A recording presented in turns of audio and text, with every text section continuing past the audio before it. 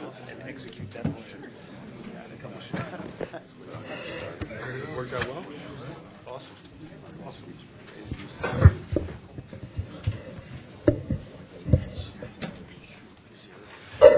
Wow, it got quiet. Good afternoon, everyone, and welcome. The first policy committee of the Joint Land Use Study. Congratulations, you survived the invitation, finding the room.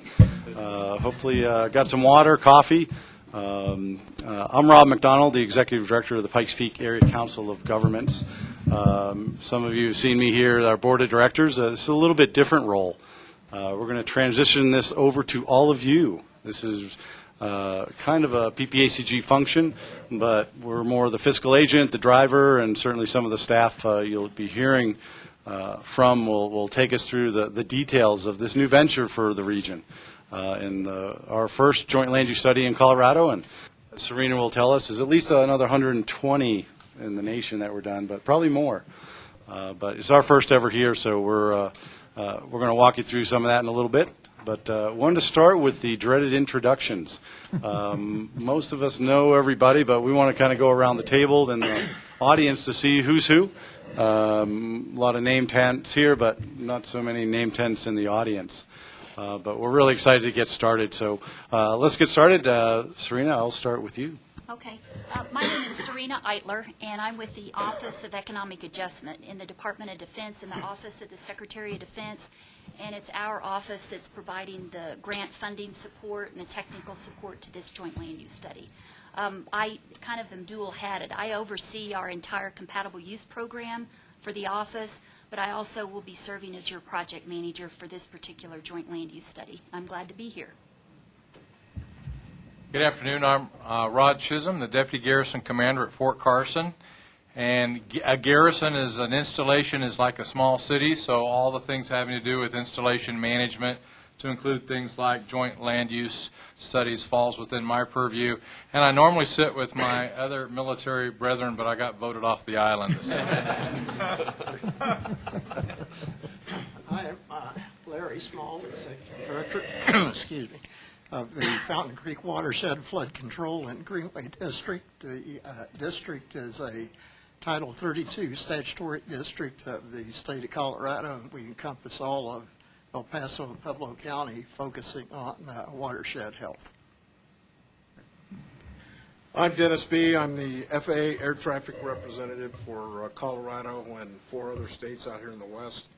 And my primary job is to be the interface between the military, air traffic, and special use airspace managers and the FAA field facilities. I'm Rebecca Rutter. I'm with Senator Cory Gardner's office, and I man his Colorado Springs Regional Office. I'm Norm Steen, Teller County Commissioner. We have a large military population up in Teller County. Many of the soldiers and airmen live up the pass. We're also a site to many of the high-altitude mountain environment training sites. So many years military experience myself, and glad to be here. Turner Smith. I'm a trustee for the town of Rama, longtime resident of this area, life pretty much, and I'm representing the PPACG. Darrell Glenn, El Paso County Commissioner, and I'm representing the county. Tim Payne, Fremont County Commissioner. Stephen Slade, I'm from Schriever Air Force Base. I'm the individual mobilization augmentee to Colonel Burt, so I'm her representative here. And basically what we do out of Schriever Air Force Base is a lot of satellite command and control operations.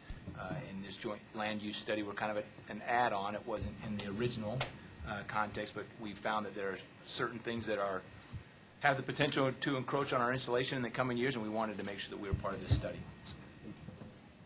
Eric Dormany, I'm the 21st Space Wing Vice Wing Commander, representing Peterson Air Force Base and Cheyenne Mountain Air Force Base. Good afternoon. I'm Colonel Brad McDonald. I'm the Vice Commander of the 10th Air Base Wing at the Air Force Academy, and we just appreciate, as do the other military installations, the community and everybody that's represented here and participating in this joint land use study. Oscar Martinez, I'm the Pikes Peak District Ranger for the U.S. Forest Service. Landlord, I think, for a lot of facilities. Yes. Lee Coburn, Defense and Military Advisor for Congressman Doug Lamborn. Andy Merritt, representing Colorado Springs Regional Business Alliance, and I oversee all our military-related activities. Greg Dorman with the Colorado Department of Military and Veterans Affairs, and I'm representing the state of Colorado.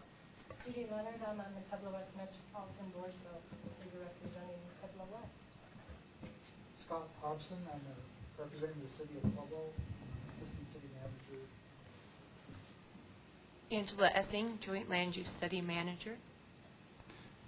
Brian, I think we'll go your way and wrap into the audience, since there's not 100 people.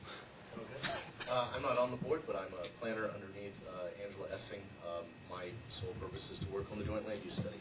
So you'll get emails from me occasionally for more information.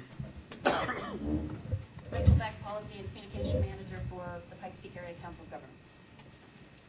Steve Rose, Deputy Director, Cheyenne Mountain Air Force Station.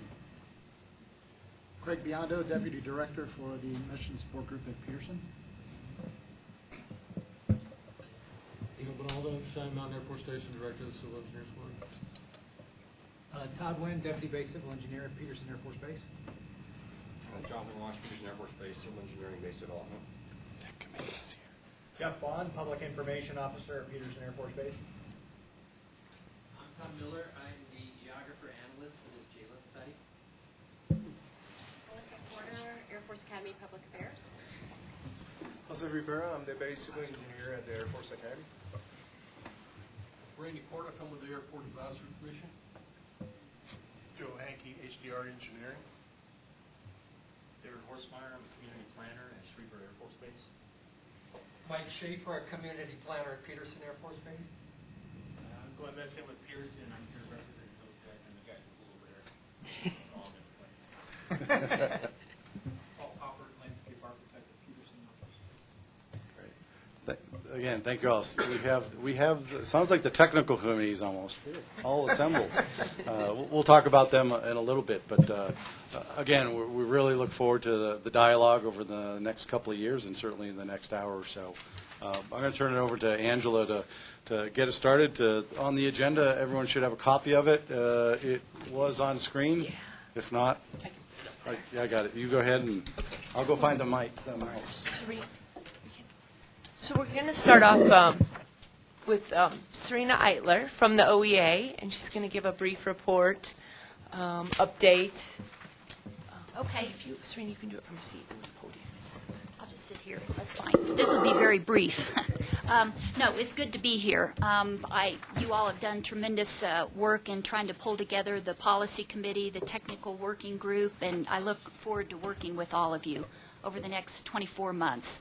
I worked with Rob in pulling together the grant application, and I'll continue to be here as a resource for the Pikes Peak Area Council of Governments and all of you on the policy committee, and I'll be your resource.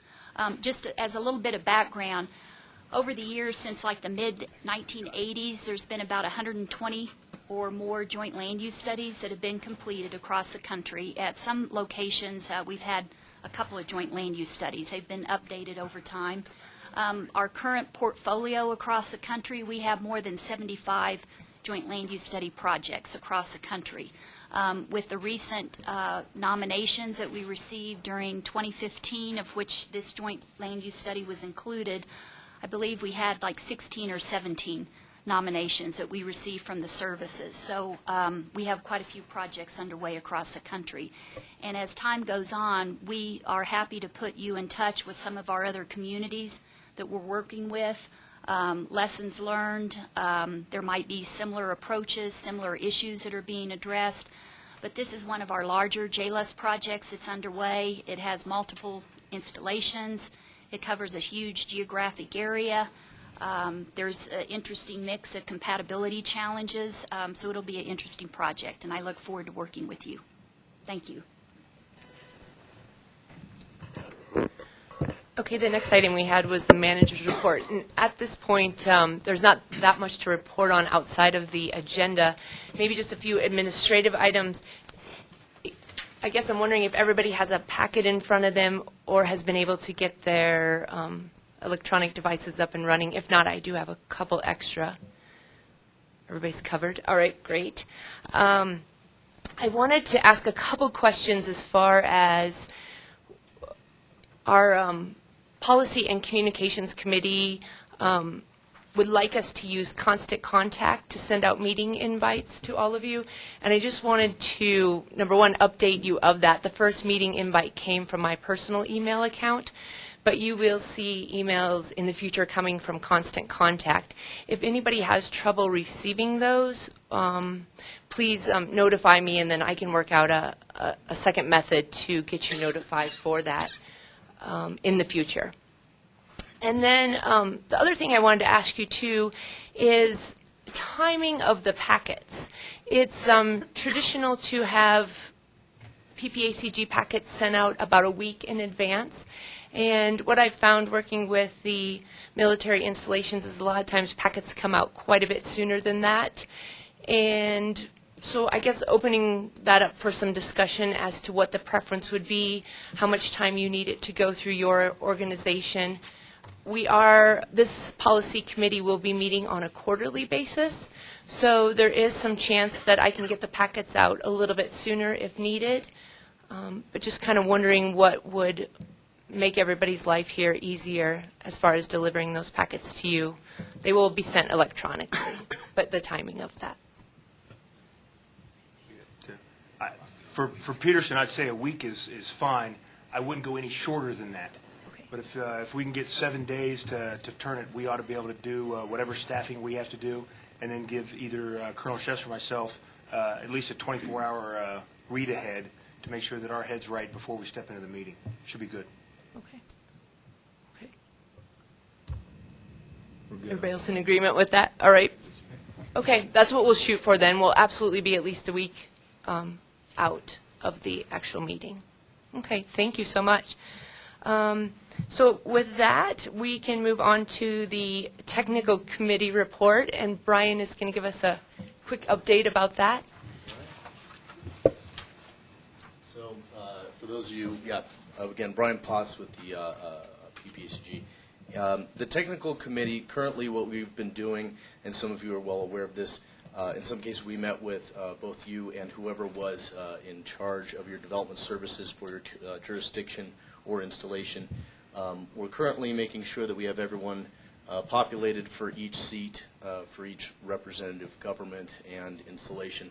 And we think we have just about everyone kind of identified. The next step will be sending out packets, which will go out this afternoon to the technical committee members that are going to be coming on March 3rd. And that will be the first technical committee meeting. The technical committee is going to be charged with getting more in depth into some of the regulatory context with which some of the compatibility issues will be occurring, and just trying to start examining some strategies to address some of these issues. We'll be meeting every other month. However, we will start off meeting in March and April with the idea that hopefully by April we might have some working groups that can be set up. Obviously, the policy committee is also charged with approving those work groups, but that may give us a chance to explore and provide some recommendations to all of you. In addition to that, so after April, then it will be every other month meeting, and so we're looking forward to getting into some of these issues, finding out where there's some additional information and things we need to research, and where we may need to bring on some additional expertise to really get to the bottom of some of the issues in our area. Thank you. Thank you. Okay. And you can quickly see why we need to vote for a chair and a vice chair, because as a de facto chair, I'm already not doing very well. We do need to have the agenda approved. So are there any additions or a motion to approve the agenda? So moved. Second. Thank you. And then any public comment? Is there anyone in the audience that would like to make a comment? On the agenda? Yeah. Or, no, just in general. In general. There's been a motion and a second. We need to then go. Oh, I'm sorry. See? I'm moving too quickly. Our elected officials know. Yeah. Exactly. Those pesky Robert's Rules of Order. I was just doing that to see who would be the perfect chair. right. Start on time. All right. All right. All right. Can we clarify who the voting members are before we start? We sure can, yes. So if you look at the very last page of your packet, you'll see that the member type on the far right column, if you have a V there, then you are a voting member, and if you have an E, you are an ex officio member, and this is based on typical JLUS policies that federal representatives would be an ex officio or representative member. Perfect. Okay. All those in favor of the agenda as drafted? Aye. Aye. All those against? All right.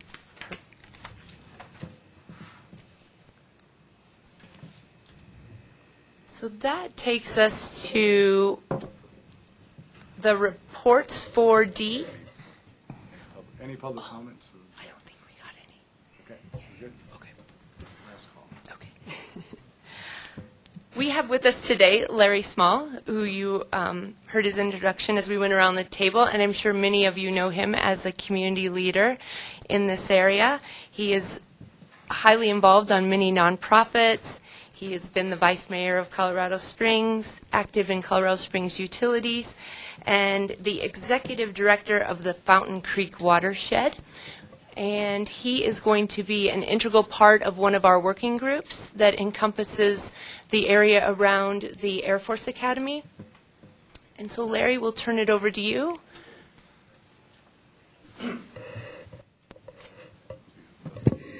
Well, thank you, Angela, and thank you for inviting us to be here.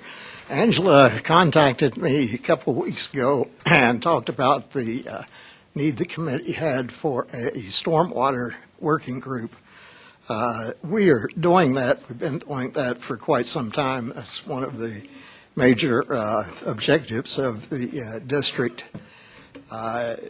What we're talking about today is the Monument Creek, excuse me, Monument Creek Watershed Restoration Master Plan that we're in the process of doing. This is a follow-on to what was at that time called and was completed the Upper Fountain Creek, Cheyenne Creek Flood Restoration Master Plan. We completed that master plan in June of this year. Prior to that, we did what was called the Fountain Creek Corridor Restoration Master Plan, which is the corridor of Fountain Creek from Colorado Springs to the confluence with the Arkansas River. So with this master plan, we will actually have the entire Fountain Creek Watershed master plan through those three activities. We're doing this through a coalition that we created that was originally called the Upper Fountain Creek, Cheyenne Creek Coalition. It's made up of about 18 different members. Teller County is a member of the coalition, Woodland Park, all of the governments in the El Paso County portion of the Fountain Creek watershed. Number of citizens, Forest Service is included, Trouts Unlimited, just an array of organizations that are affected by the fires and floods that we've experienced in this area.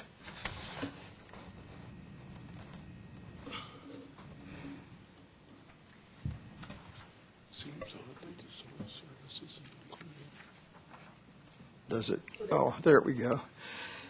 This is a map of the Monument Creek watershed. This is the largest subwatershed in the Fountain Creek watershed. Fountain Creek watershed itself covers 927 square miles. This watershed covers about 230 square miles.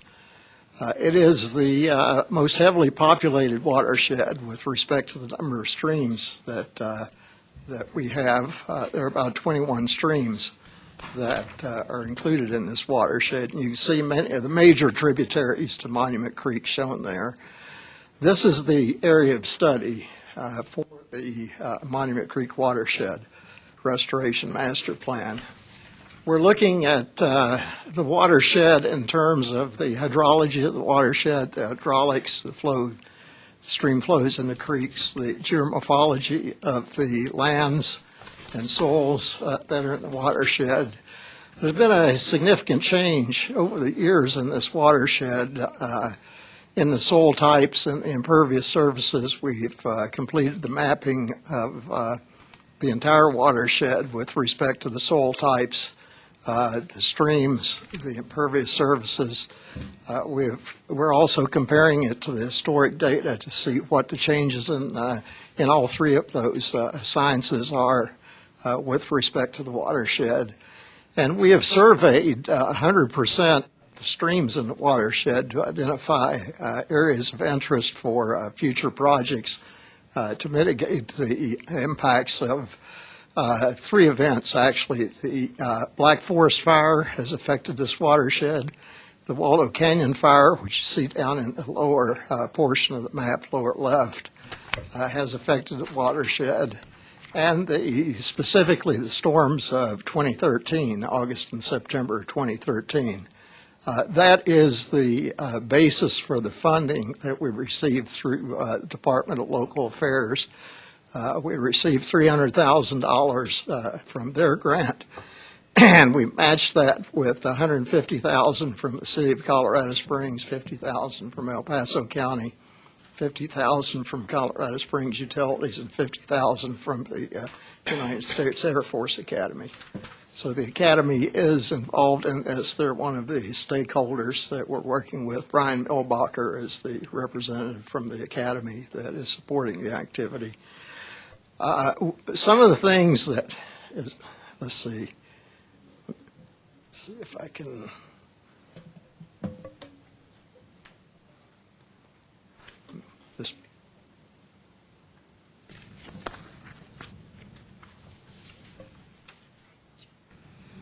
Click on the Google Earth.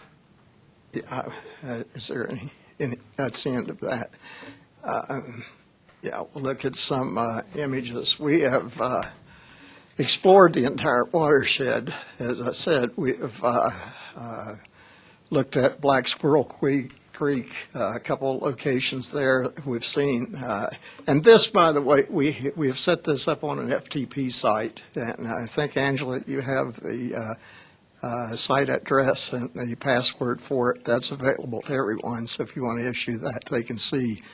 That's where we put all the work that we're doing on this project. So you can see all of the initial photographs that we, as I said, we did a site survey of all of these sites. And how do I? Just click on it. Oh, okay. Here, these photographs, there's probably, I'm guessing about 1,000 photographs. We've identified 1,500 issues in this watershed that we are evaluating to turn into projects. To give you an example, the Upper Fountain Creek, Cheyenne Creek master plan only ended up with 192 projects in it. This one has a potential of 1,500 projects that need to be addressed to mitigate the impacts of the fires and the floods in terms of erosion, sedimentation, damages to wetlands, damages and threats to public and private infrastructures, roads, culverts, bridges. So if you're interested in seeing what these issues look like, they're readily available at that FTP site. So this work, as I said, will continue. We've done the hydrology, we've done the hydraulics, we've done the geomorphic assessments. We've identified the issues. We're right now beginning the step to identify issue solutions. From that, we'll develop projects. We'll do conceptual designs for every project that we identify in the watershed. We'll do cost estimates associated with the implementation of those projects, and we'll prioritize the projects. And that'll give our stakeholders the ability to take this report and then go integrate that into their restoration planning work that they're doing, specifically El Paso County, City of Colorado Springs, Air Force Academy, and Colorado Springs Utilities are the major stakeholders for implementation of the project. The district is also an implementer. We will keep these in our store of potential projects and coordinate as we develop funding to be able to do some of the implementations. We'll be a partner in implementing these solutions. So I think this is going to be a very valuable tool. It is the most current work that has been done in the watershed. We went back to the 2007 Corps of Engineers study as a basis for what we're doing, and then some other USGS studies that have been done. The district contracted with USGS to do a flood control evaluation for us for the entire Fountain Creek watershed. So that's part of our database that we're using to develop these projects. So we're looking forward to being of assistance to you in this. As I said, the work on this will be completed in November. We'll publish our final master plan at that point in time. And they're pretty voluminous. The Upper Fountain Creek, Cheyenne Creek master plan had, I think, about 400 pages, 11 by 17 pages. A lot of maps. We mapped the entire watershed. We'll map the entire watershed here. We'll have flood inundation maps based on the 2-year, 10-year, and 100-year storms so that you can see where the areas at risk are in the watershed from future potential storms, and give you an idea of what areas need to be protected.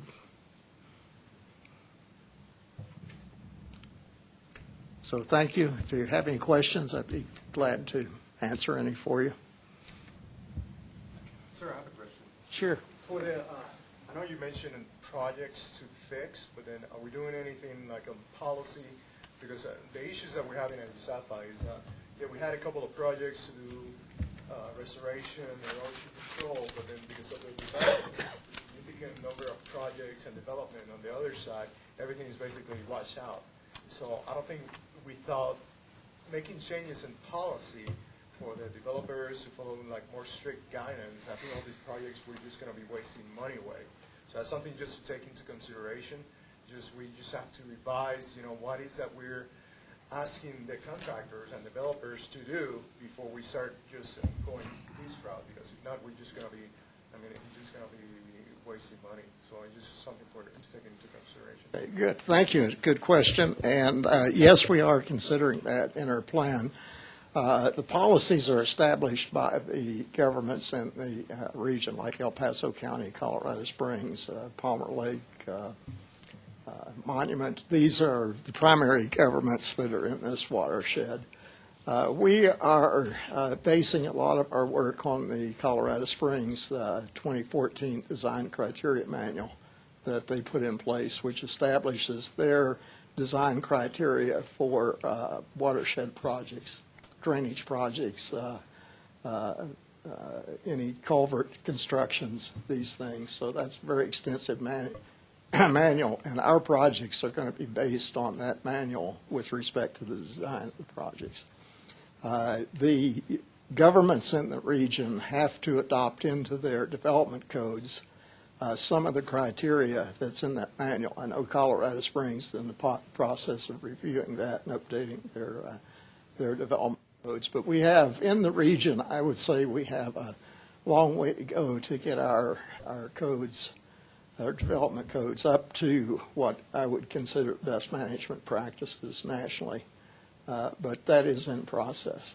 Also the enforcement actions, because we have all these criteria, but then if you don't follow, then it doesn't mean anything. So that's something that we need to, I don't know. So. Exactly right.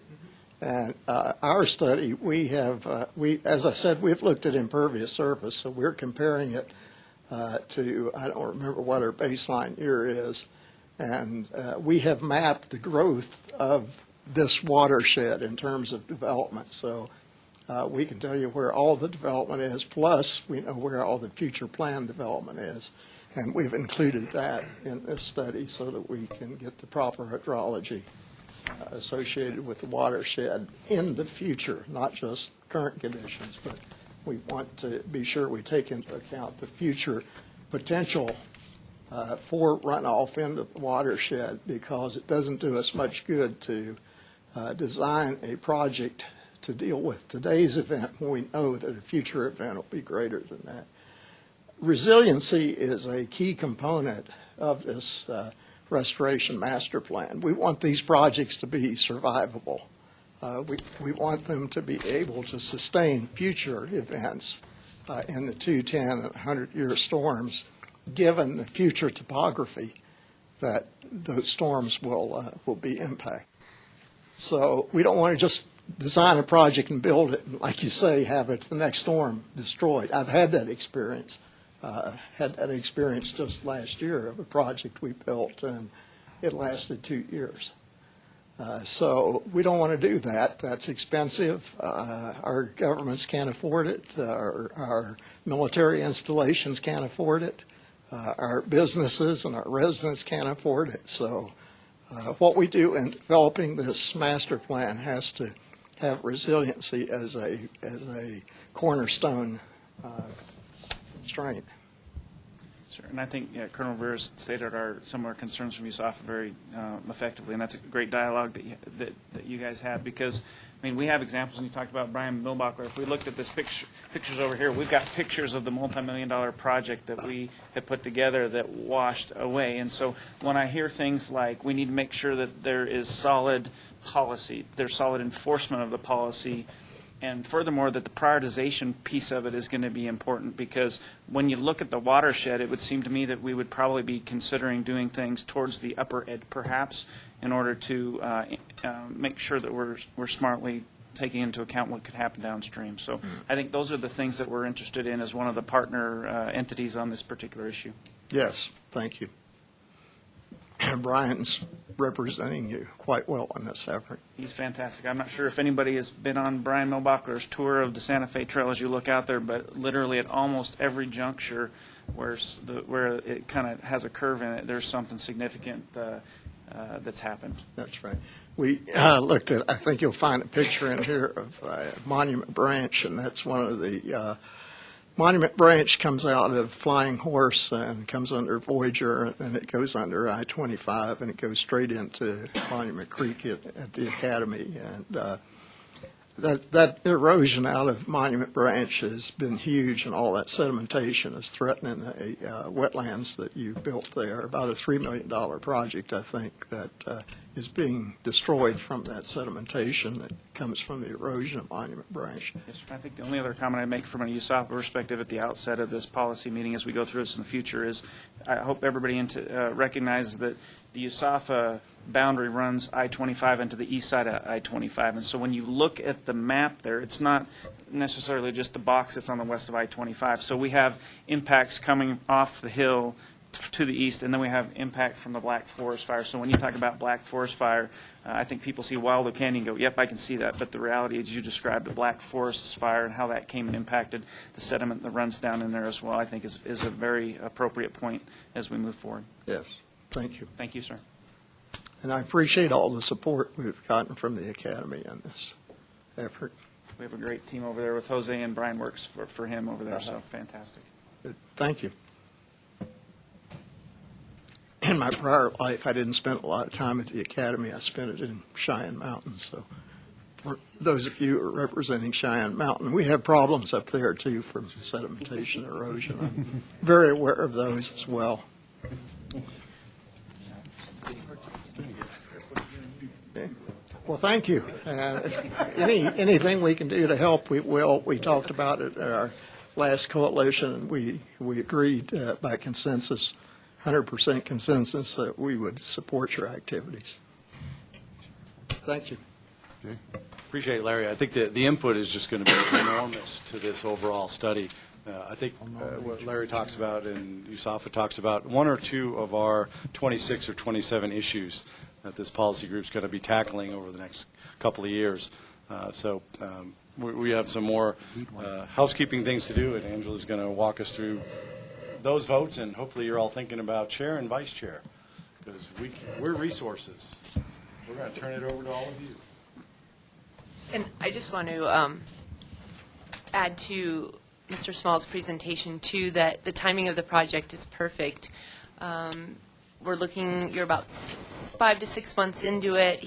There's about a year left in the schedule to finish that up, which the timing of that with the JLUS study is perfect. We'll be able to add those recommendations into the JLUS study also. So again, very grateful that the group did vote unanimously to allow us to use them as their working group. I will we'll put in the minutes the FTP site that Larry mentioned so that you can all refer to that. And then you will get continual reports. As a working group, they'll report through the technical committee and then the technical committee back here to the policy committee. So you will hear about this project as we continue through it. So that takes us to the action items. The first one under item number 5A, approval of the bylaws and operating procedures.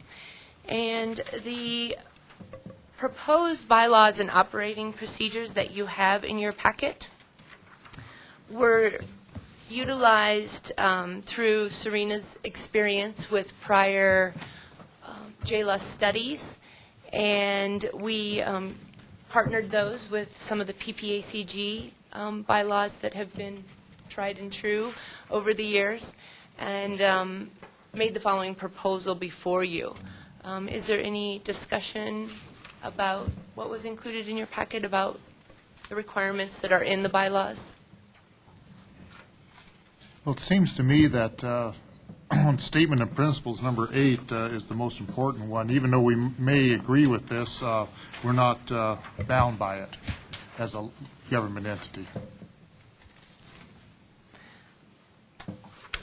That is a correct statement, too. The JLUS study will make recommendations to the various municipalities, to the installations, but ultimately it will be up to each of those entities to actually implement them at their discretion. So that is true.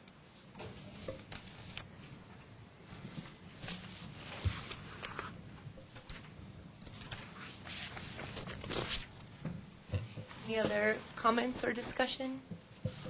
Could you just clarify that under definition, installation complex, airspace?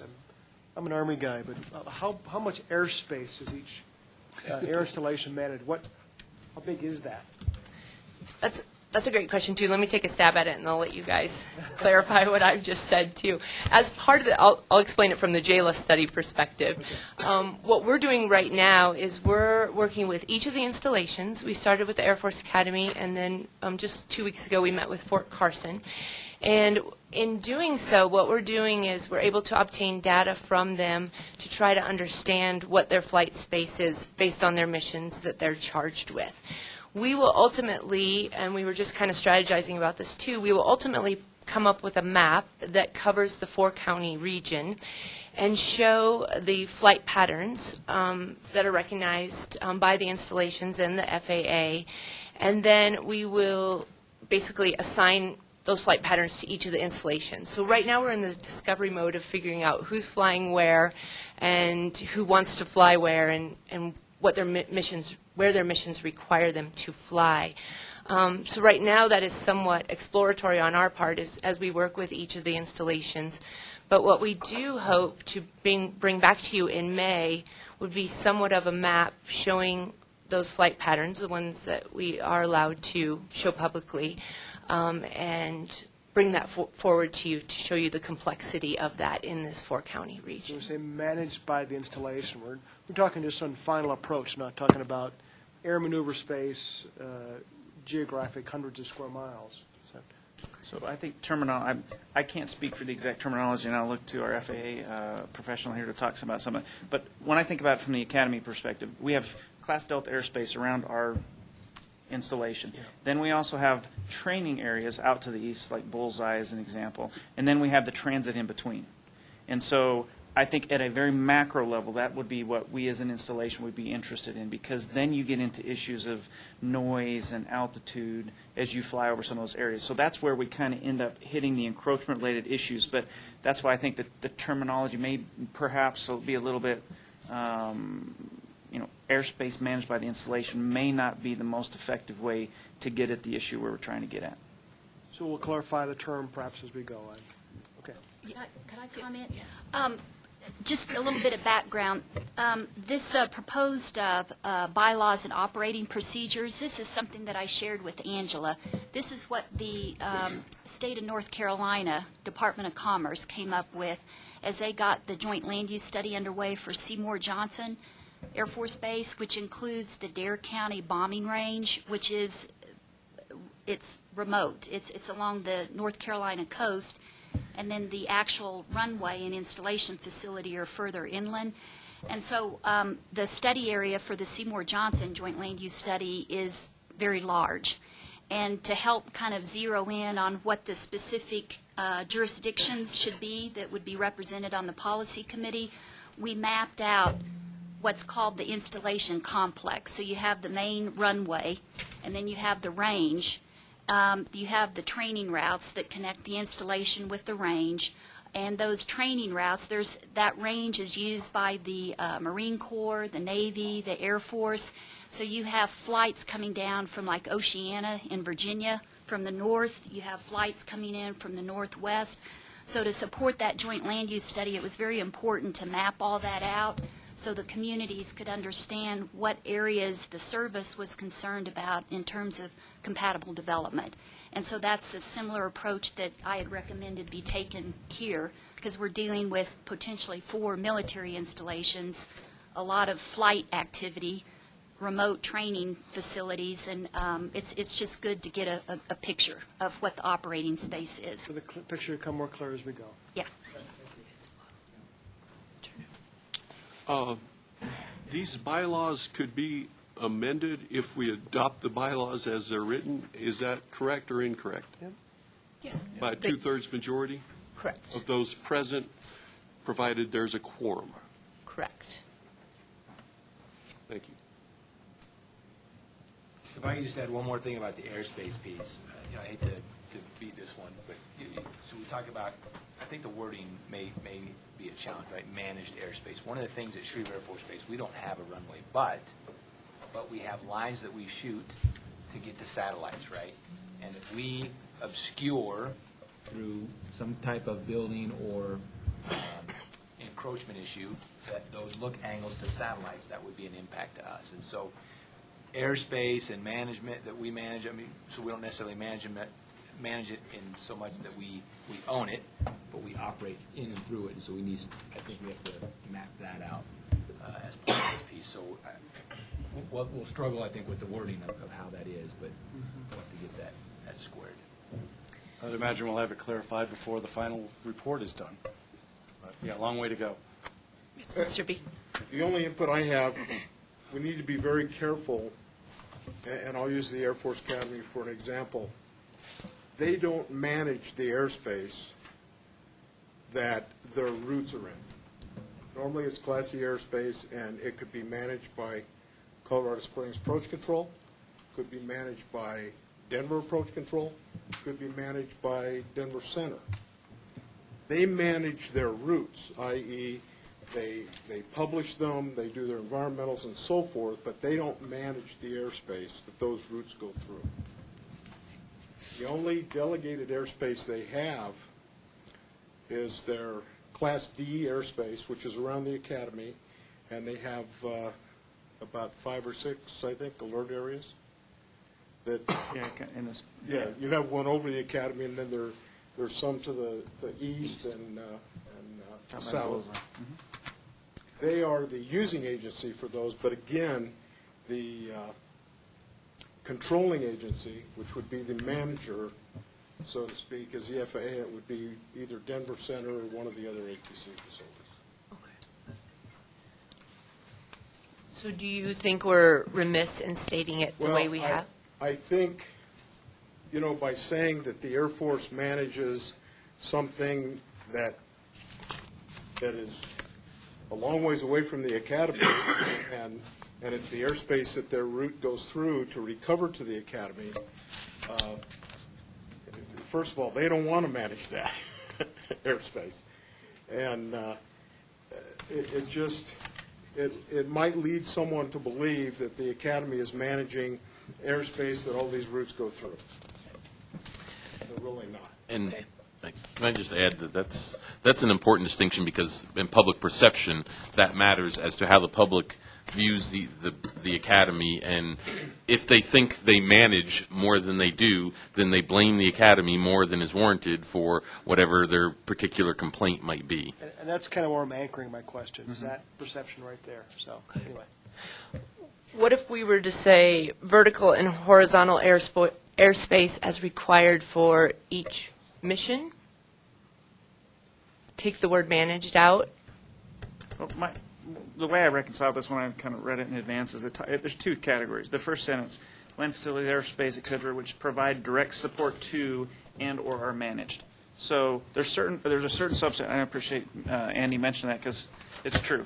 I think people think that we own every part of it sometimes, and the reality is we have the area around us. But we also have what I would consider direct support to our mission from the FAA, as you described, whether it's the Denver Center or others, that helps us get out to the training areas. So to me, I think it's a combination, and perhaps as we mature the maps, we can do a color coding. We can somehow distinguish flight area, flight operations, and what is in the purview of the installation versus where does that boundary end and the FAA begin, or something along those lines would be an option.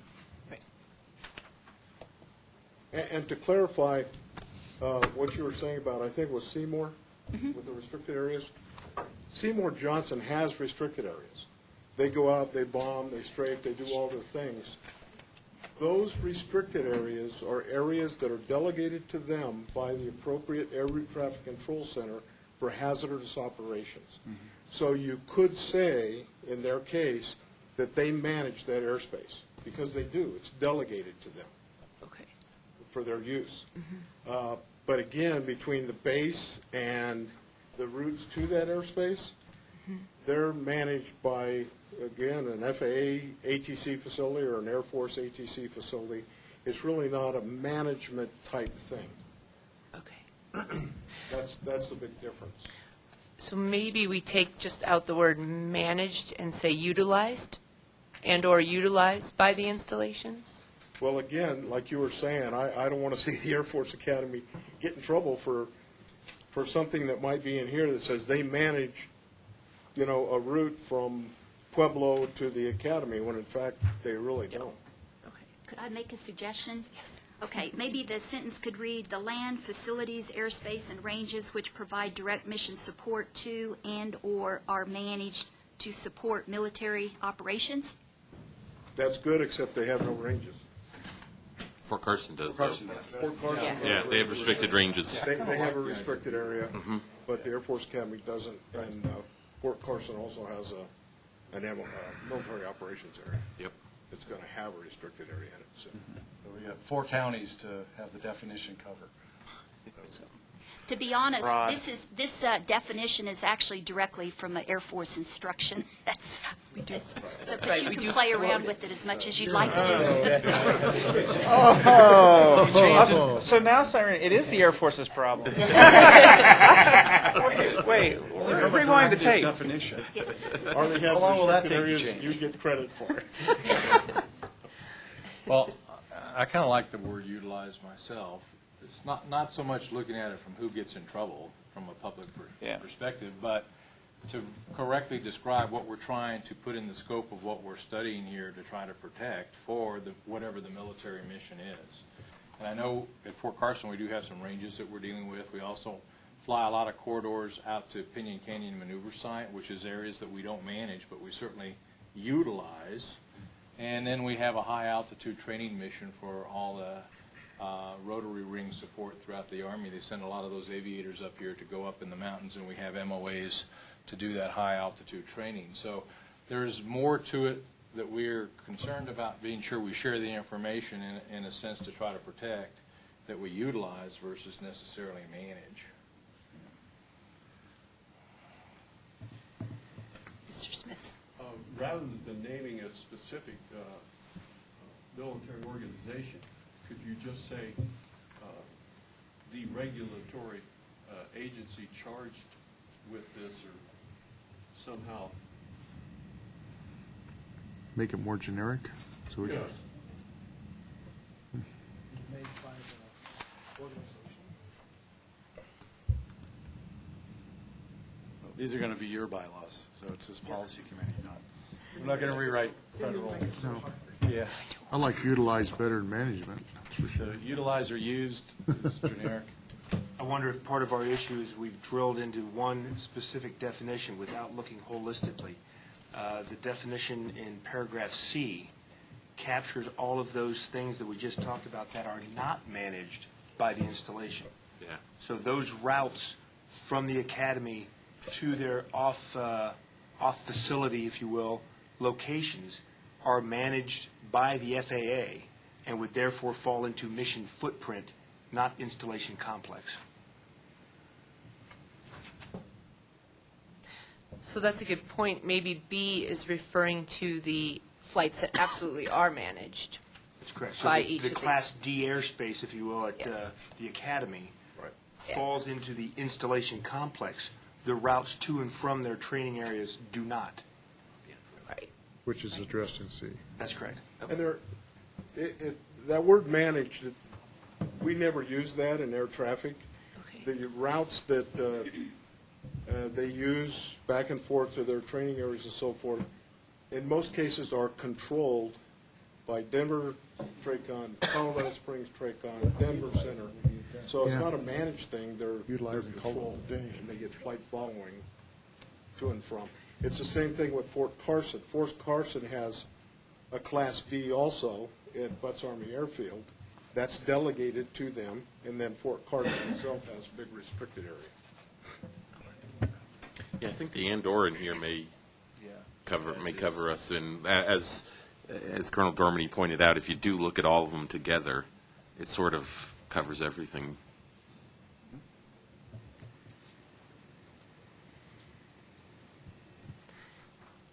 Okay, I'm going to make a motion to take out manage and you put utilize.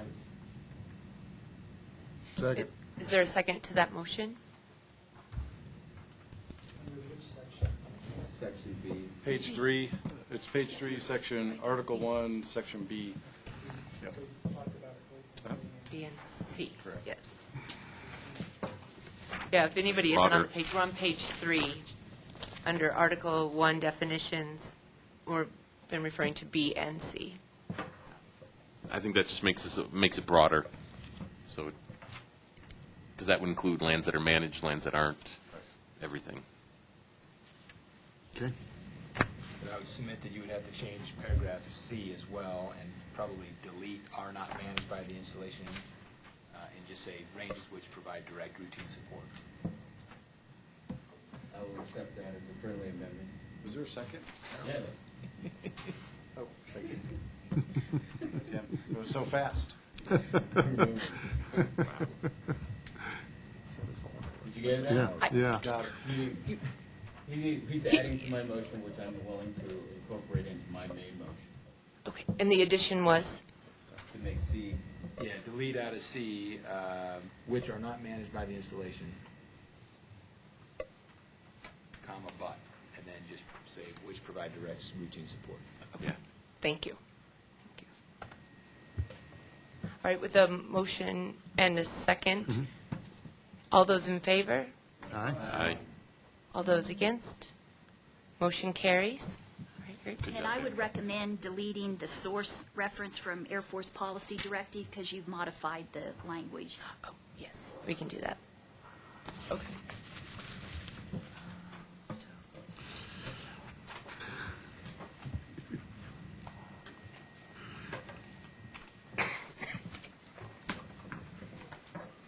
Okay, so that takes us to action item B. We actually did. Oh, it's only the, we have to approve the bylaws and, okay. The rest of your bylaws, so we can get a chair and a vice chair. Right. I'm really in a hurry to get to that part, you can tell. Sorry. All right, so are there any other questions, additions, corrections that you'd like to make?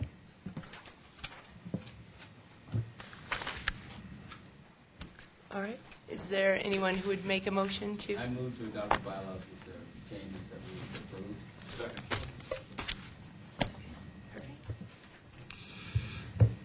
All those in favor? Aye. Aye. All those against? Motion carries. Thank you. So that takes us to item B, election of a chair and vice chair. As the bylaws are written, the eligible candidates for the chair and vice chair are the voting members. So again, if you refer to the last page of your packet, you can see the voting members versus the ex officio and the reference members.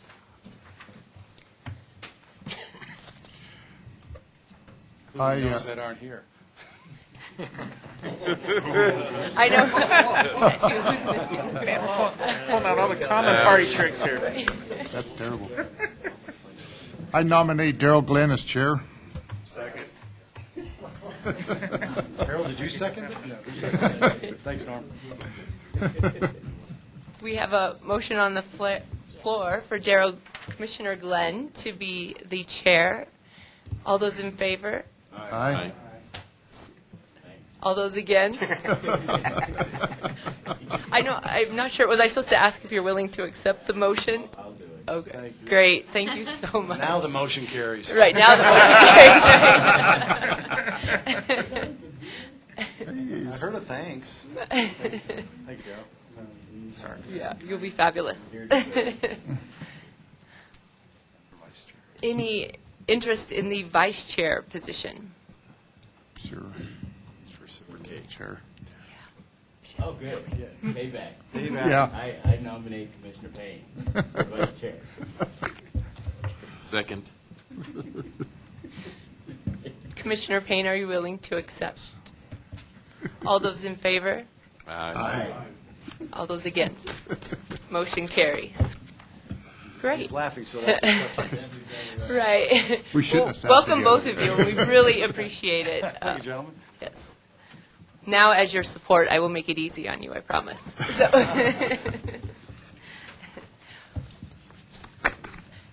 There is. Well, I guess we're okay. So I'll turn it over to you, Chairman Glenn. Oh, you keep going. Are you sure? Okay. Okay. With the chair's indulgence? Yeah, all right. We want to look at the ratification of the JLUS Technical Committee seats. And this is similar to the process that we used for the Policy Committee. PPACG first ratified the seats for that you are all representing today. And then as a second step, they approved the actual representative for each of those seats. So today, what we're hoping to do is approve the actual communities and potentially then looking for the planning directors for each of those technical committee seats. So the vote today is really just to approve the seats on the technical committee. And you can find that page.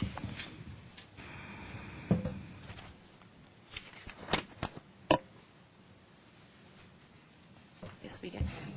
At the top right corner, it says Agenda Item 5C.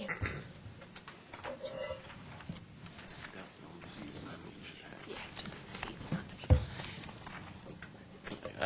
May I ask a question? Yes. You only have CDOT on there as for representing the state, and I'm wondering if Greg's organization, the State Department of Military and Veterans Affairs, shouldn't also, because they deal with planning issues around the airspace issues for the 140th, and which would pass through here, and there's just different pieces that they deal with that CDOT would have no clue on. So I would recommend we add a seat for State Department of Military and Veterans Affairs. Okay, yeah, that's fine. I'm also concerned about the potential with all the watershed issues of having someone from our natural resources, Parks and Wildlife, say, DNR, Department of Natural Resources, to provide that subject matter expertise from a technical perspective. So I would recommend, frankly, I'd rather have someone from DNR more than another person from DNVA, because I think that from a technical perspective, that's going to be a much bigger issue.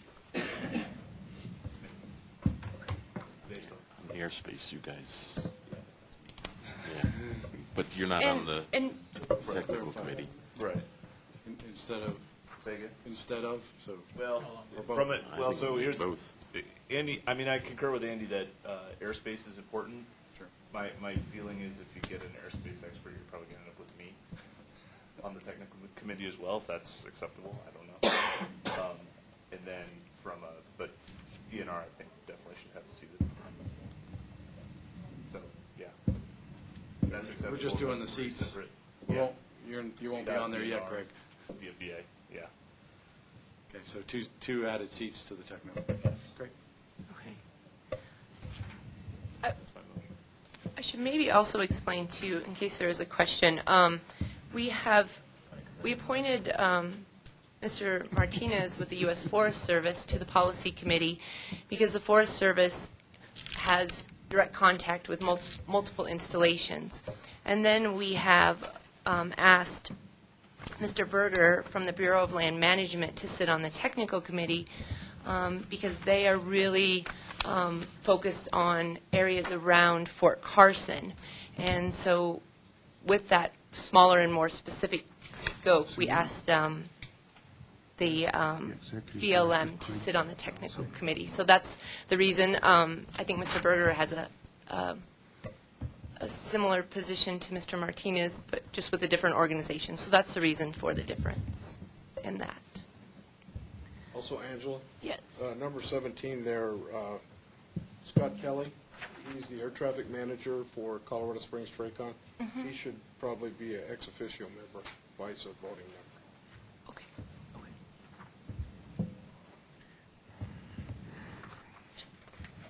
Any thoughts to adding Palmer Lake to it? Just throwing it out for discussion.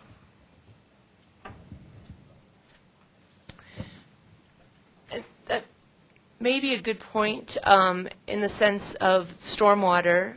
Palmer Lake has been involved with Mr. Small's project as far as stormwater is concerned. I'm unsure of the flight patterns, if there are any that go as far north as Palmer Lake in regards to that land use.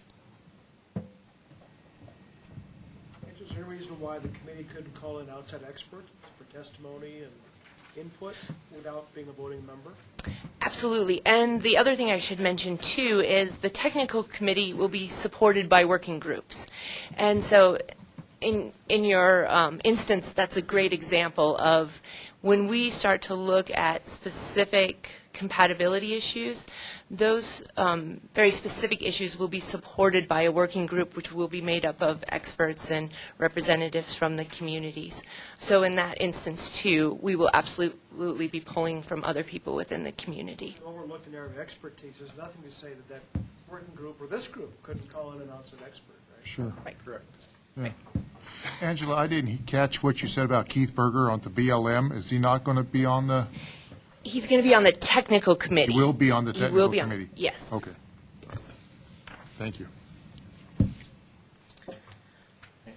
I have a comment for Fort Carson. Just looking at the nature of the positions and some of the discussion, it would probably be appropriate for us at Fort Carson to have our Director of Public Works be on the technical committee, Mr. Howe, H-A-L, Alguire, A-L-G-U-I-E-R. Perfect. And then the working group, which we can include the master planner and others, would be appropriate there. Okay. Great.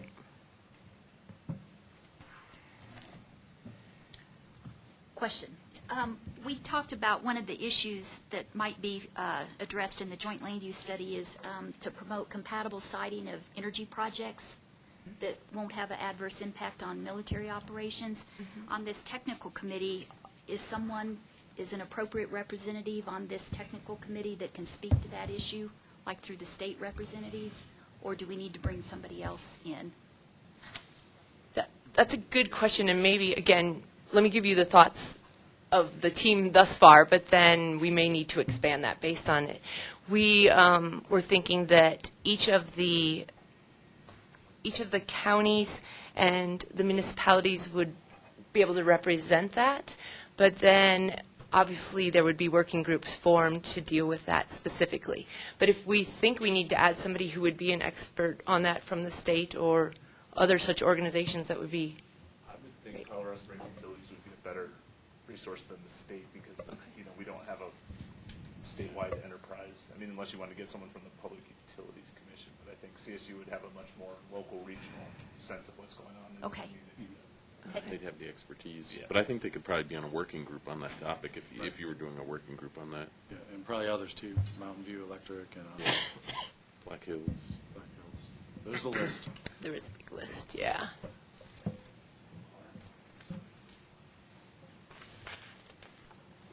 Mr. Smith?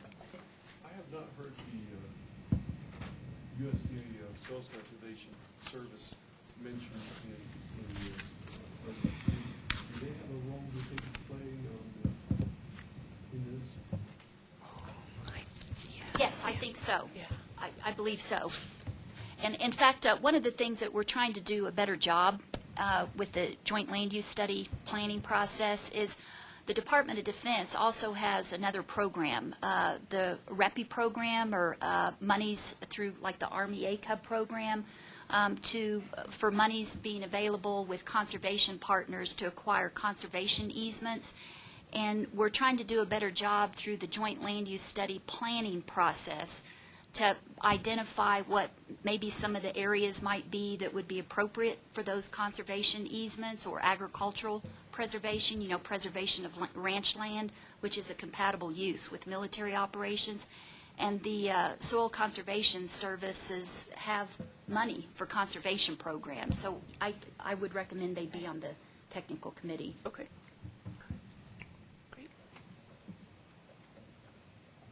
And if you, I guess for Fort Carson in particular, is there one particular conservation partner that you've been working with on your Oh, ACUB? we have one of the Army's largest, it was the Army's largest lands that are south to us, owned by Walker, who has quite a bit of spread on the southern, who's already under conservation easement based upon, you know, the ranching use of his land. So we do have a partner. Is that the Nature Conservancy? I don't know, and we have some other smaller conservation easements that we're working. Some of that, from an Army standpoint or from a military standpoint, it's not ACUB, but it's a different program in the Air Force. Some of that's kind of close hold, though, what those priorities are because of the nature of limited funding and how you score those applications that go forward. But there is REPI funding in the latest spending bill. I don't know because of the personal nature of the gain that a land partner may have in that, whether it's appropriate for them to be on the committee. You probably have more experience. Not an individual property owner, but maybe if there's a major conservation, like the Nature Conservancy that wasn't that who you used, Rod, for a lot of the Walker Ranch stuff? The Nature Conservancy was the organization that did the Walker Ranch? Nature Conservancy partnered with them. Yeah. And the Nature Conservancy is probably the largest organization that has brokered conservation easements under the Army ACUB program across the country. There are others. Even state agencies can actually apply to do that. Some of the Department of Transportations have effectively done that where there's endangered species issues. That's not so much our case here, but it is a possibility. You have to have a mutual interest in protecting something. And we have talked about putting all of those parties on a working group, too, as they relate to that area around Fort Carson. I think maybe go back to the point that's made, that as we go down the road and we maybe identify some of that, it may be that we would add as something comes to fruition. But I don't know that I would put an ACUB or the Air Force equivalent partnership on at this juncture right now. But how about the Soil Conservation District or Soil districts? Conservation Service is Yeah, excellent and because idea. they have resources, too, that can come to play to help carry out some of the recommendations that might come out of a joint land use study. But each county has a soil conservation district. So do you put all four of them on, or? Or is it the NRCS?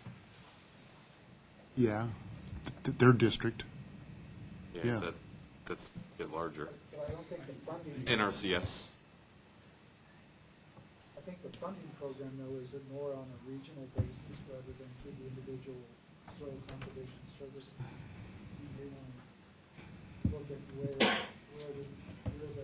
funding source for the funding and conservation easements, where does that leave that? We can check. We can check and report back. Yeah, we could do some more research into that one and then decide, we can bring that forward to you if we want to make an addition. We can make an addition in the future then to the technical committee with that. Okay. Any others? Let me summarize where we're at, maybe. We've had quite a few, so let me summarize where we're at. We'll make the change for the director of DPW, Hal Aguirre, we can do that. And then as far as changing the representative from the Colorado Springs Regional Airport to an ex officio member. And then for adding seats, we have the DNR, we have the state, we have Colorado Springs Utilities, and then we have a representative from the Soil Conservation Service. We'll do more research into the Nature Conservancy and decide if that's appropriate at the next meeting. Mr. Smith. Is there some way that we can get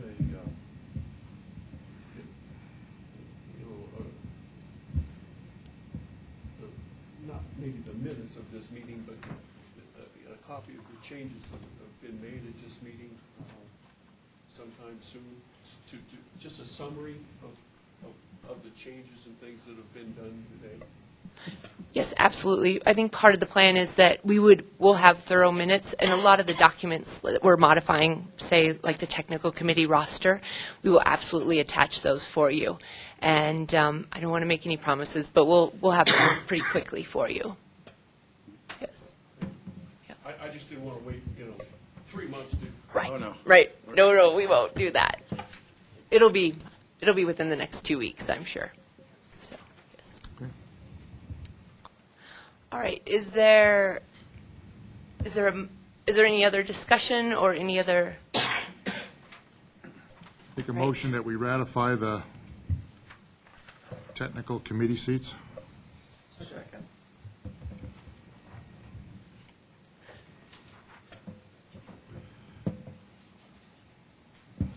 Tim, can I just clarify, you're talking the seats with the changes With as the changes, discussed? yes. Okay. Sorry. Thank you. Perfect. Clarification there. Is there a second? Yep. Oh, we got a second. Oh, nice. All those in favor? Aye. All those against? Motion carries. Very good. Thank you for your input. So that brings us to the designation. Are you okay with that? Keep going. That brings us to the designation of the monument. Learned this today. Apparently, he's delegating the chair. I know. Yeah. That's okay. So that brings us to the designation of the Monument Creek Watershed Restoration Committee as the JLUS Stormwater Working Group. Now, one thing to note, too, in the future, these working groups will come up through the technical committee, but since Mr. Small has such a good start on this, I thought it was appropriate to bring it forward to you right away. And We don't want to let them get away. right. Is there any discussion? I was going to make a motion. Okay, a motion. It's fine. Can I just point of clarification? So in the action you have in the packet here, you're saying to designate that watershed restoration effort as the JLUS Stormwater Working Group for USAFA and surrounding area? Is that it? That's correct. What's the surrounding area? Is that, you literally mean the surrounding area of USAFA, or? That was my intention, was the watershed and the surrounding area of USAFA, because we may very well have another working group for the area surrounding Fort Carson and maybe Peterson and Cheyenne, and each installation could potentially have a different working group. I think it's specifically the Monument Creek watershed. Yes. Is the area of interest. Yeah. And I wish I had a mouse. Right. Seeing no discussion, or no further discussion, is there a motion? I move to designate the Monument Creek watershed as the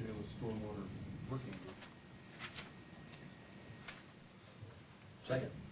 Thank you. All those in favor? Aye. That ties to the Air Force Academy. I would accept that.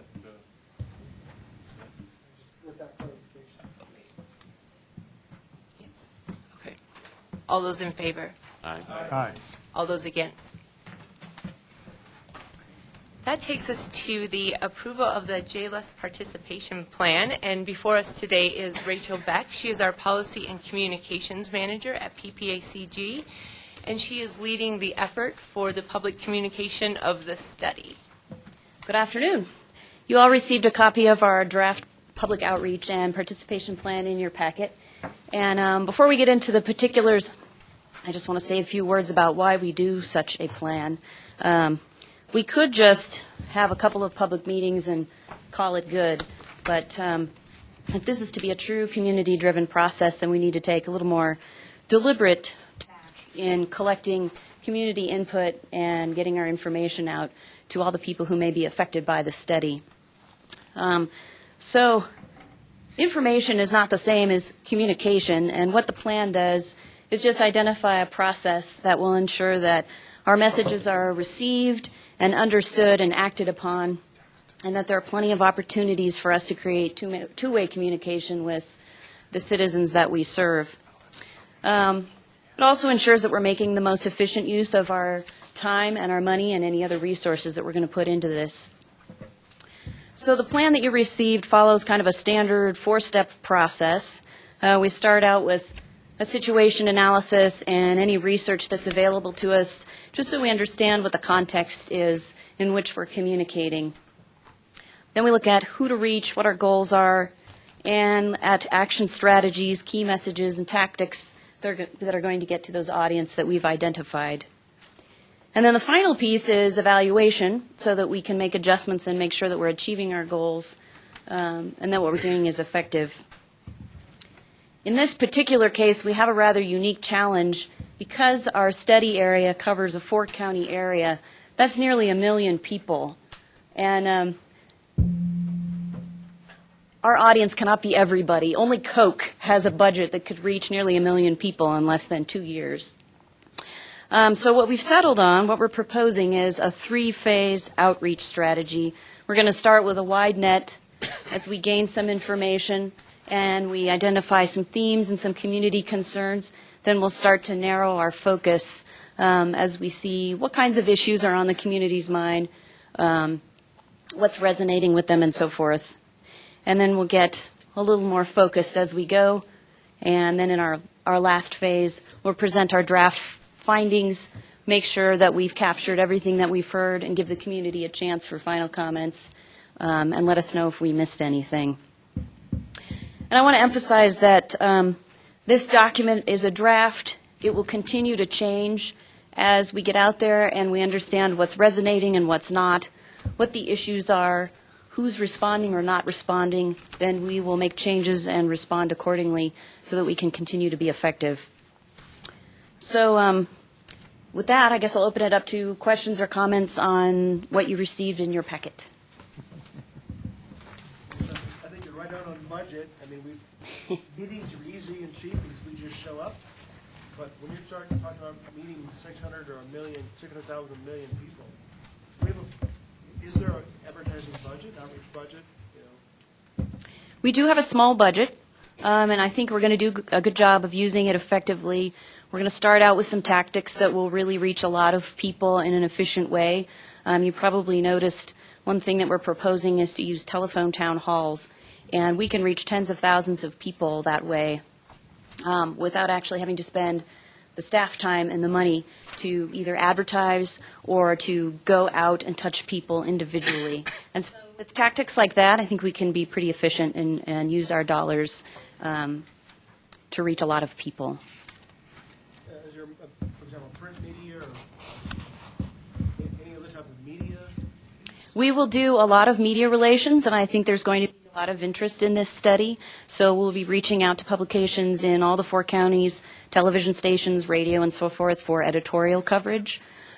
We don't have a lot of money planned for paid advertising simply because in order to be effective, you have to do a lot of repetition in a lot of different places for your messages to reach the right people often enough that they resonate. They cover us as a story. rather Right. than- Yes, okay, Exactly. absolutely. Without too much controversy. We will be looking for partners with this, too, from each of you. We'll obviously cover this on our website, which Rachel's going to touch on here a little bit later. And then we're going to do some basically geo-mapping with a particular program that will allow people to place pins on maps where they live, where they see the compatibility issues being.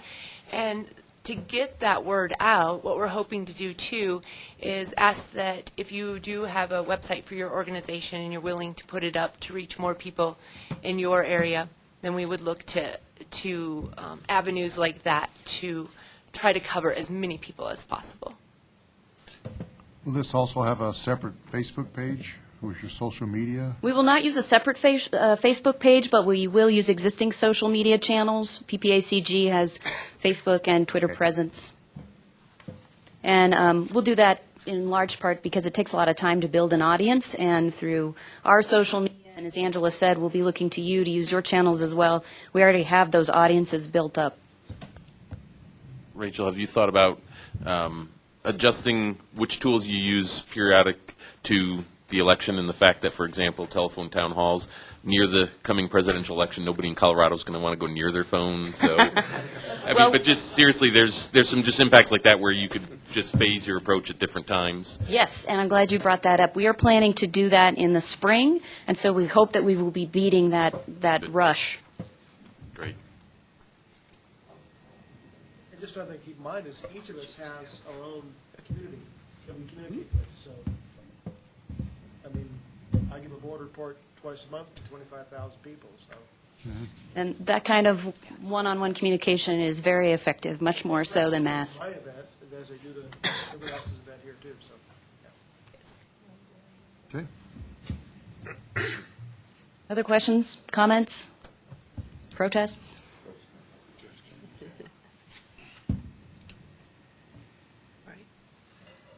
If there are none, is there a motion to approve the plan as submitted, and then knowing that there may be modifications coming forward as we receive more information?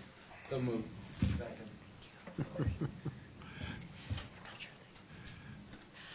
All those in favor? Aye. All those against? Motion carries. Thank you. So that brings us to some informational items. And within your packet, a lot of these will be developed as we go along, but we wanted you to see our initial effort thus far. So the first informational item is simply the study area map. We'll continue to work on this. This will expand based on information that we receive in regards to flight patterns, other items that we've touched on today. And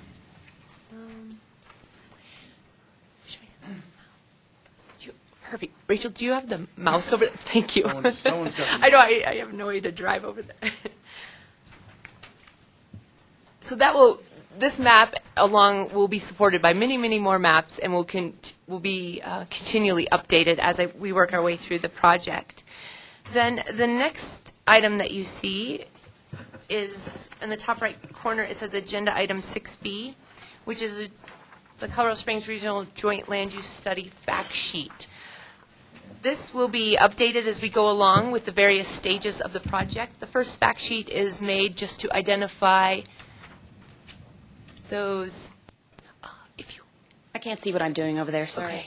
okay. And I do think I have it open. There, yes, perfect, thank you. Okay.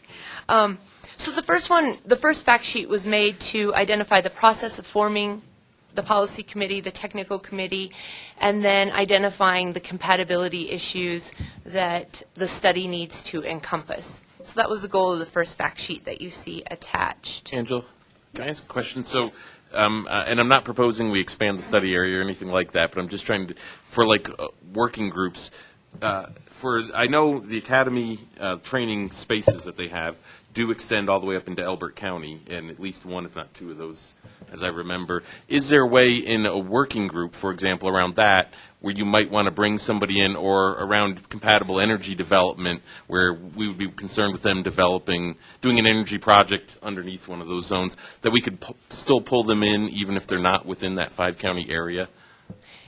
Yes, I think Or we have four-county I areas, think we sorry. have a couple options there. As we started to map the flight patterns and what the influence is on the region, we may even need to, if we find that there is enough impact in those areas, we may need to actually amend the grant with the OEA to include those areas.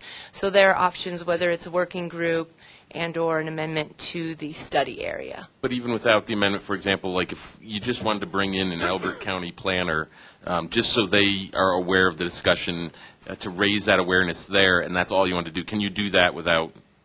Okay. That's fine. Thanks. Any other comments on the fact sheet? Okay. So the next item is the compatibility challenges, and that is agenda item 6C. We are continually updating and editing and revising this document. So far we have spent a considerable amount of time with the Air Force Academy and their staff to populate the items that they foresee are issues or know are issues. Then we went on to Fort Carson and met with the staff there, and so we have added some compatibility challenges there based on the knowledge of the Fort Carson staff. We'll continue to work through the rest of the installations, and that's as part of the schedule. You'll see that. We'll talk about that here in just a second. So that's the first step. We've also met with a lot of the community leaders, civic leaders, to understand how to populate this too. And so that has been a great help. Now, the next step, as Rachel touched on with the public communication plan, will be trying to saturate the communities in April. So March and April here, we're going to try to start to saturate the community and the public input. That will help us see if there are any other challenges that aren't X'd. Hey, I'm going to grab the mouse just for 1 second. If you guys could pass it. I trust you, Phil. She may not trust me catching it. So I can drive. You're physically going to catch it. Yeah. I can do it. See the screen?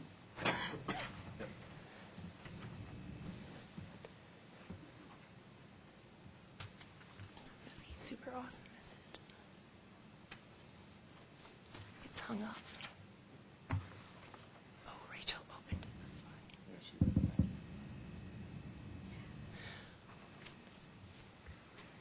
I'm going to trust that you all have it in your packet. It looks like the window got closed. That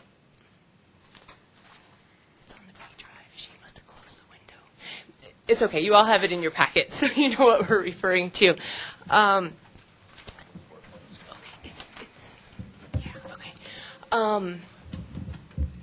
so once we finish the public input in April, once we finish meeting with each of the installations, then we feel that we can move forward with the scope of work that will be identified.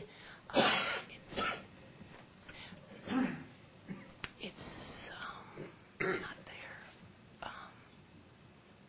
Where's Tom? Tom. No. Yeah, that's it. You can open that one. They keep changing. I don't want to go back. It's the 1210. Why don't you open that one? Yeah. Okay. Sorry about It's only that. changed 4 times. Yeah. And then we will be able to basically put somewhat of a cap on the scope of work for the project and move forward with it. So again, a working document which we will continue to populate as you hear things in the community and/or as you if you find additional items on your installations, please just keep Brian or I abreast of those, and we can populate this as needed. At this point, is there any comments on this document? Sorry, ma'am, if I understand, we'll have further opportunity to correct this document or Yes. at a later time, because we did find a few minor administrative things from Cheyenne Mountain that we'd like added. Absolutely, and we have not sat down with Cheyenne Mountain yet to go through it in great detail, so we will be doing that. Perfect, thank you. Yep. You can take some X's off if you want to. Yep. Sorry? Take some X's off. if you want. Mr. No, Martinez. Like tribal lands, we do have a very, important tribal land cultural program with youth and tribes up there at Cheyenne Mountain, and we'll do that one next. Okay, okay. July, that's going to, some of the questions I have relative to the land management agencies and the compatibility of our missions. It would fold in a lot of those same issues relative to recreation, cultural clearances, all those other components that are part of the mission for the land management agencies and the compatibility with, in essence, the mission for the military as well, how those two intersect. So I guess, we've got Keith on the list and you've got me on the list, but I think we would have to figure out how that fits into this piece of that. And which issues are directly related to your land areas. And that's where I think, absolutely, at this beginning stage, it'd be great, Brian and I would love to sit down with you and talk about that in more detail, so that we fully understand how you think, which items here are you are affected by. And so we'd be happy to set that up with you and go through that. Angela, one of the resources you've got listed here is frequency spectrum. Do you have any control over that? Yes. OFCC. And maybe Colonel Slade would be able to. We do have some control. We vote in, I say vote in, there's a, what's it called? Frequency spectrum management, yes, the Air Force has the opportunity to talk about, this is where we're using, so for instance, you're familiar with the GPS light squared issue, right? We got the both the light squared companies say, we can't have you right up against the frequency, and they're coming back. So yes, we do have frequencies that are given to us to use. And we have authority or to devise, we're not talking about mandating changes to frequency, but. No, I don't think there's any, I don't think this is going to talk about mandating changes to those frequencies as much as it is just to look at impedance to the frequencies that we've already been assigned for satellite contacts and those sorts of things. I was going to say, as part of the planning process, it also gives the military an opportunity to help the communities better understand what their frequency issues are. And then as you all make decisions about how your community develops over time, you take that into consideration. There are certain bandwidths that are set aside for some training events with the Army. I know that. And then we have a shared interest with emergency management bandwidth as we would work with the counties and the cities and some stuff like that that occasionally would come up in something like this, so that we don't saturate and not have the ability to perform effective emergency management and collaboration. I know Senator Gardner's working on freeing up 500 megahertz additional, I don't know who owns it, but wants to free it up for commercial use, so. Even commercial level, that's so I'm, okay, I'm learning as I go here. Thank you. May I just make a quick question on the item 24 in the land airspace? You said that you worked with each of the facilities, and they'd already determined that at Peterson and Cheyenne and Schriever that land space is not a challenge, a compatibility challenge. Is that? So what I'm hearing is that we haven't gotten to Peterson and Cheyenne Mountain yet. That's correct. And that'll populate forward. We've only met with the Air Force Academy in Fort Carson, so that's why they have 2 X's, and I'm sure when we meet with the others, Yes, ma'am. Yeah. Does this study address EMF at all? Electromagnetic frequency, EMP.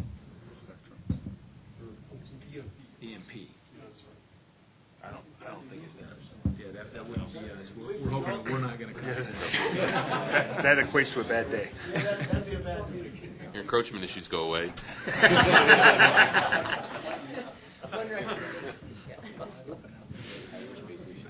We did not consider that. We didn't throw that forward as considering all the possibilities.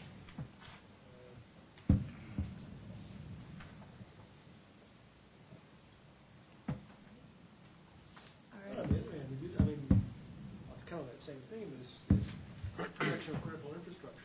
Critical infrastructure, key resource, is that part of this? Whether we're vulnerable to terrorism, is that a component of this study or? There is, in several different capacities, we've looked at that, based on access to the bases. There's also an item on here for utilities, those type of things. So that will be dependent on each of the installations and what they feel their exposure is. It'd be close to emergency management processes by looking at very specific environments, whether it be natural disaster or man-made disaster and/or emergency covered in all emergency management issues. And it's obviously very unique to each of the installations too, depending on their make.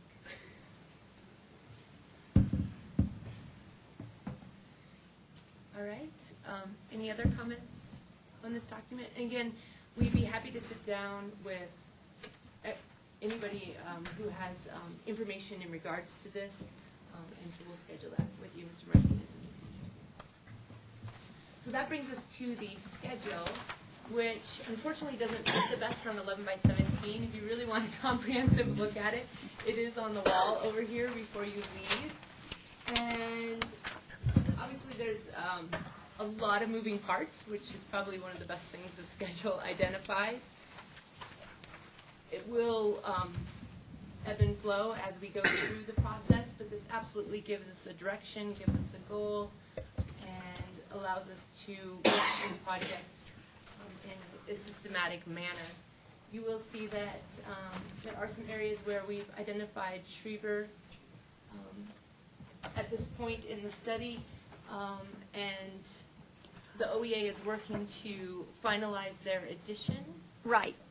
Schriever has forwarded a nomination to be included in this joint land use study, but at the headquarters level, at the secretariat level, they have yet to forward the nomination memo to our office. So when that happens, then Schriever is officially part of the joint land use study. But Angela has put together a work program, a schedule, just assuming that that's going to happen. You can stay on the island. Thank you. Do you know where it's hung up on the staff? Or? Yes, I do, and I can talk to you about it later. Perfect. And maybe you can help out. Yes. Okay. All right, thanks. The other thing that I've shown here, the Air Force Academy has done a considerable amount of work through the Business Alliance and other community partners to address the compatibility issues of noise with the Air Force Academy. And so we started to populate the green area at the bottom. We have not made an official working group yet. We are holding off on that until we get this community input in March and April. And once we have that community input, then we'll start to move forward with that working group. And you'll see that come before your next meeting to formally adopt a working group to deal with that. The other thing that probably needs to be populated on here, we can start to add the other working groups like Monument Creek, and as we start to form the others, those will be added to the schedule.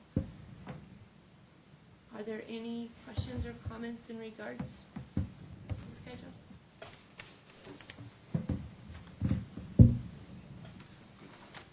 Yeah. All right, that'll take us to the, oh my gosh, I'm very sorry, Rachel, I skipped over you.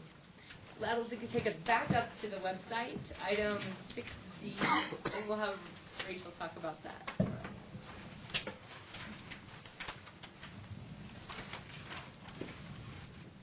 Kick the mouse.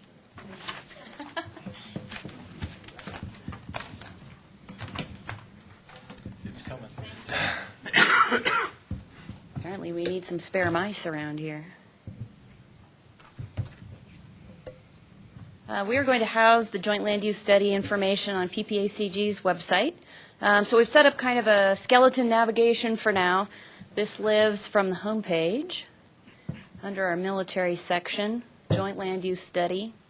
We have an overview on the front page here with a link to the fact sheet that you previously saw. Over here on the left is where you'll find information about the various committees, the policy committee, the technical committee, and as we get them, the working groups. And all of you will probably be visiting this section frequently so you can access your meeting materials and dates and so forth.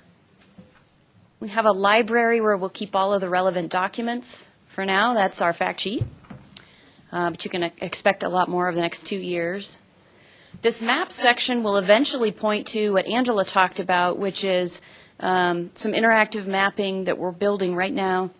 It will include an opportunity for people to drop pins on maps and make comments specific to a location about specific land use issues, or just make general comments. But for now, right, we just have the study area map up.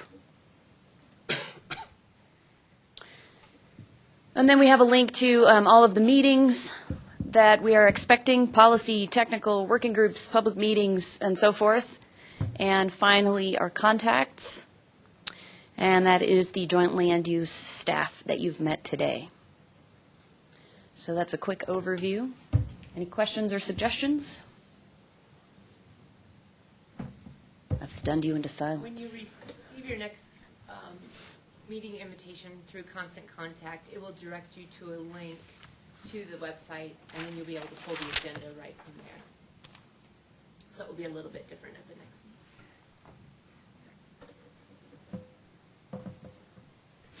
meeting. Oh, yes. Thank you. All right. That takes us to the meeting schedule. I have attached that in your packet to the second to last page, which says Agenda Item 6F. We will look at meeting quarterly, and right now, hopefully you can populate your calendar with these meetings, and I don't foresee them changing. We did account for one holiday in there, so one of the, if you set up your calendar to do the fourth Thursday of each month, there'll be one meeting that's wrong, so just be savvy of that when you go through and look at your calendar. That'd be Christmas, December. Oh, right, Thanksgiving, you're right, it's a December 1st one, so just make sure you move that one in your calendar if you set up a reoccurrence. And then lastly, I included a roster so you know who's at the table. And that brings us to the installation reports. Do you have anything else? I don't want to put anyone on the spot, but we want to give everybody an opportunity. Nothing to report at this time. Nothing further at this time. We are really excited about what this holds for us, really. So we appreciate the opportunity to join in and work this shoulder to shoulder. Appreciate it. And, you know, I'll echo those comments as well. We're excited for the future that JLUS will do for us and for the whole community. It was brought to my attention, however, before this meeting, there's and Darren, you correct me if I'm wrong here, but a front range encroachment management team that has been meeting on a fairly regular basis. I understand it's lost funding or a grant, and so the question is it presumed that this JLUS will subsume that effort, or will that go on? I don't know. Are you familiar? Is anybody familiar with All I that? can say is we have been invited to that meeting on March 30th, so they are having another meeting. There's still a meeting. And so on March 30th, they are scheduled to meet again, and JLUS has been invited to the table. Okay. For my benefit, can you tell me what that effort is? What this So encroachment I don't have, management team? Darren, do you have any details you can share about it? Try to summarize it real quickly here. I'm community planner again at Schriever Air Force Base, and all of the area installations have been involved in this planning process since about December of 2012.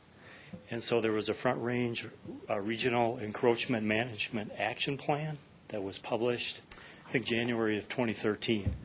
With that, we formed a committee, an encroachment management team, and we met twice per year. But the facilitation of those meetings was funded by I think it was Headquarters Air Force. Right. And the Marsdale Day contractors went away. Right. So the concern we have is all the resources we're putting into this really good effort for the joint land use study, is that going to take away, or we're going to have two parallel efforts for the joint land use study along with the Front Range EMT? Okay. So we want to use our resources as efficiently as possible. And I know this is, the JLUS is a great thing that we can work on in the next 2 years, but should we focus our efforts on the EMT also? I can explain that. Okay. Across the country, each of the services, it started out with the Marine Corps, then the Navy, where the Marine Corps created internal encroachment management team inside the installation. It's installation personnel. And they call it the encroachment control plan. And they would develop their own plan, assessing what the encroachment concerns were. Then the Navy followed suit. They started calling it encroachment action plan. Then the Air Force came up with their encroachment management program called the Installation Complex Encroachment Management Action Plan, ICEMAP. That's what has, I guess, had reduced funding. But these encroachment management efforts and the encroachment management teams that have been put together at installations across the country, it's more of an internal effort within the military departments to kind of help you all get an understanding of what your concerns are.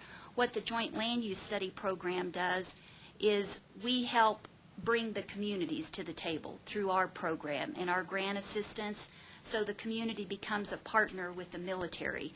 And so you, as the military representatives, will help the communities better understand what your issues and concerns are, and then they'll take that information and weave it into their community planning process.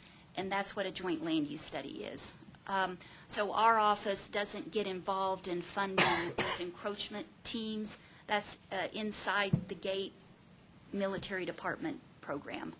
So it sounds like we could at least use that data that has Yes. been gathered and worked for so long. Oh, yeah, as some yes. starting, or some, We already have it. for what we're doing here, if you haven't already got In it. fact, as we go across the country and help get these joint land use studies underway, we emphasize whatever data the military department has collected as part of this encroachment management effort, that you share as much of that data as possible with the communities to support the JLUS planning process. Some of it, I understand, can't be shared, like if you have a land acquisition strategy that you've developed for conservation easements, that's not going to be public information. But we encourage you to share as much information as possible.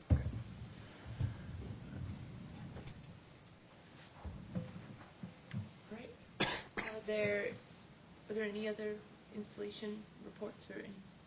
All right. Any community reports? All right. Seeing none, is there a motion to adjourn the meeting? So moved. Thank you all so much. Very excited. Oh, wait, it's You gotta run. Body language, we have voted. Oh, yeah, that's right. Are you going to the cyber thing tomorrow in Aerospace and Defense? Supposed to work. Yeah, very good. Okay. Good. Okay. Yeah. Well, I may see you there then. Hopefully I do. Exactly.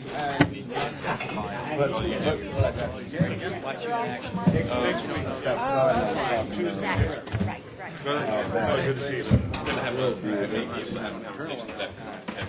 Good, I don't even talk about it. Me and Todd had a long discussion, Okay. but I'm supporting you. I did speak to her, and she wanted me to meet with her.